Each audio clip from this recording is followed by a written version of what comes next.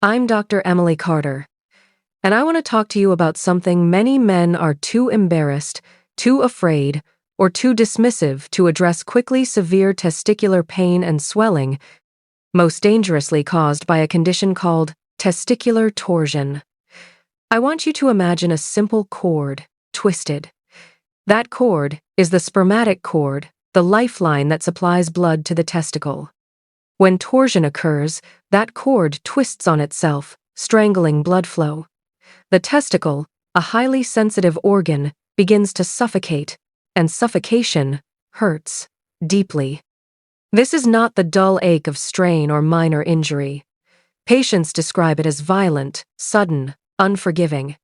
Pain that radiates into the abdomen, the groin, even the lower back. Some men vomit. Some break into cold sweats. Some collapse from the intensity alone. And yet, even in excruciating pain, many delay seeking help. That hesitation fascinates me psychologically. Because when pain occurs in an intimate organ, it carries emotional weight far beyond the physical sensation. It confronts vulnerability.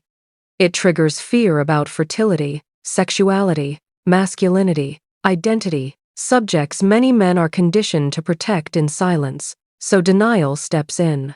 It will pass. It's just strain. Let me wait. But torsion does not negotiate with hope.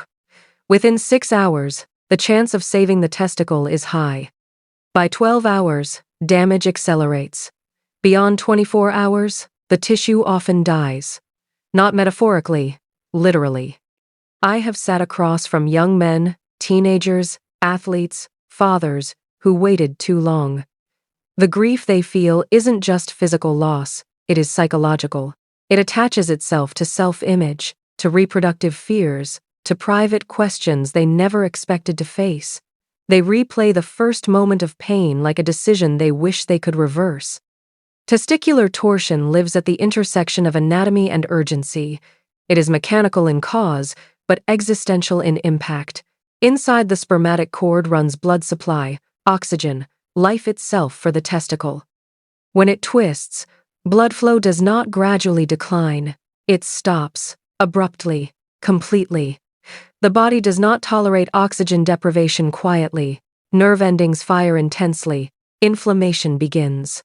Swelling builds inside the confined scrotal space, increasing pressure, worsening strangulation. It becomes a vicious physiological loop twist: ischemia, swelling, deeper compression. Time becomes tissue. I often ask patients to recall the exact moment pain began. Many can describe it with startling precision: the minute, the posture, the activity. Some were exercising. Some were sitting. Some were asleep. That unpredictability makes torsion psychologically destabilizing. We find comfort in believing pain follows action, injury explains suffering. But torsion violates that belief. It can happen in stillness. It can happen in youth. It can happen without warning.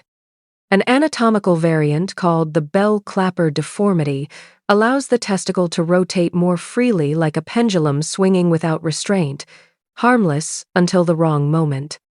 Dangerous once rotation crosses the cord's tolerance. Pain is only the first messenger. Swelling follows. The scrotum enlarges, tightens, reddens. The affected testicle may sit higher than usual, pulled upward by the twisted cord. Patients sometimes notice the angle looks wrong, a subtle distortion that feels deeply unsettling. Because the body is symmetrical by design, asymmetry signals threat at a subconscious level. Nausea often accompanies the pain. Vomiting is not unusual. The nervous system interprets severe genital pain as systemic distress. Sweating, dizziness, even fainting can occur. And still, denial negotiates. Ice packs appear. Painkillers are taken. Hours pass. But inside, oxygen deprivation advances cellular death. The seminiferous tubules responsible for sperm production are exquisitely sensitive. Germ cells die first, then supporting structures. Necrosis spreads. There is a clinical window we speak about, often 6 hours. Within that time frame, surgical detorsion yields high salvage rates. Beyond it, viability declines sharply. Patients struggle with the brutality of that timeline. Modern medicine feels limitless, so the idea that hours determine organ survival feels unfair. But biology still obeys oxygen. Diagnosis begins with examination positioning, tenderness, reflexes. The cremasteric reflex, the automatic elevation of the testicle when the inner thigh is stroked, is often absent in torsion. Ultrasound Doppler imaging allows us to see blood flow or the terrifying absence of it. But here is the critical truth. If torsion is strongly suspected, surgery proceeds even before imaging confirmation. Because waiting for certainty can cost salvageable time. In surgery, detorsion is both simple and profound. The cord is untwisted. Sometimes blood flow returns instantly, and the testicle regains color from dusky blue back to healthy pink. It feels like watching breath return to something that was suffocating. We then secure the testicle to the scrotal wall orchiopexy, preventing future rotation. The opposite side is secured as well, because anatomical risk is often bilateral. But not every surgery ends in preservation. When necrosis is advanced, the tissue appears dark, non-viable. Removal becomes medically necessary to prevent complications. Those conversations stay with patients, because losing a testicle is not just surgical, it is psychological. Some men feel relief, the pain is gone. Others experience grief that surprises them in intensity. Concerns about attractiveness, sexual function, fatherhood surface. Even when reassured that one healthy testicle can maintain hormones and fertility, the symbolic loss remains powerful. This is why early action protects more than tissue, it protects identity. I speak openly with adolescents because torsion peaks during puberty when testicular growth accelerates. Teenagers are also the most likely to hide pain out of embarrassment. Parents misread symptoms. Boys minimize them. Time disappears. Education becomes prevention. Teaching young males that sudden testicular pain is an emergency reframes help-seeking as strength rather than exposure. There is also a cultural paradox.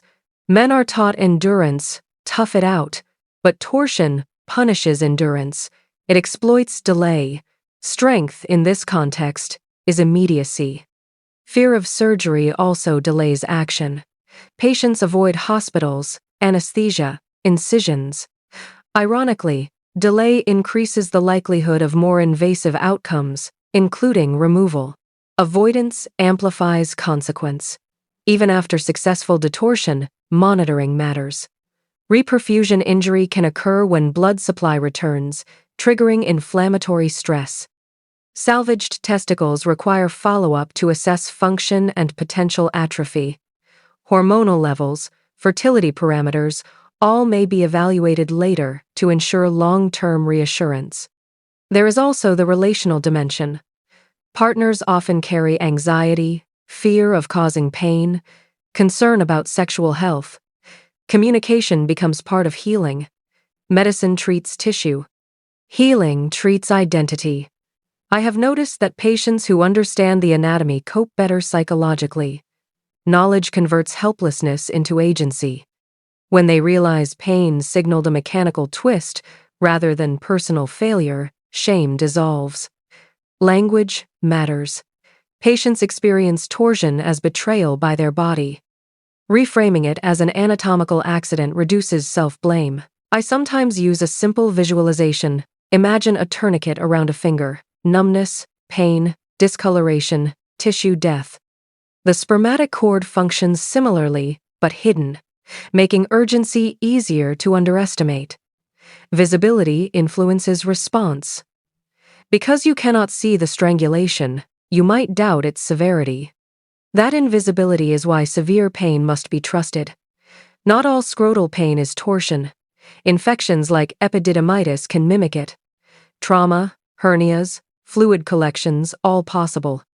But in medicine, we treat torsion as guilty until proven innocent, because missing it carries irreversible consequences.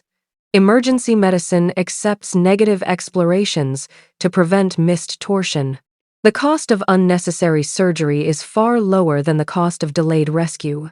Cultural silence around male reproductive health complicates awareness. Public health messaging rarely addresses acute scrotal emergencies. Education happens privately in exam rooms, in urgent conversations, in moments patients wish never occurred. Athletes face unique risk due to rapid movement and reflex activation. Coaches must recognize that collapse with groin pain is not always strain. It may be torsion requiring emergency evaluation. Sleep-related torsion remains psychologically disorienting. Patients go to bed healthy and wake in crisis. Some develop anxiety around sleep itself. Prosthetic implants exist for those who lose a testicle and desire symmetry. For some, it restores confidence. For others, it feels unnecessary. Choice empowers recovery. Fertility counseling may follow in complex cases. Even sperm banking discussions arise in rare high-risk scenarios. But through all layers, anatomical, surgical, psychological, one principle dominates: immediacy. The body gives very few warnings as stark as torsion pain. It bypasses subtlety and goes straight to crisis signaling. Respecting that signal changes outcomes. Many survivors describe a new relationship with their bodies afterward, more attentive, less dismissive. Pain becomes instructive, and that instruction spreads. One patient's experience educates sons, brothers, friends, preventing future delays. Because awareness travels interpersonally faster than any public campaign, and in the quiet space between the first signal of pain and the decision to seek help, psychology exerts as much influence as physiology, shaping whether minutes are treated as urgent currency or spent in hesitation while the twisted cord remains locked in place, tightening, compressing, silencing blood flow as the body continues escalating its alarm in waves that grow sharper, deeper, more insistent, pressing against consciousness until action intervenes.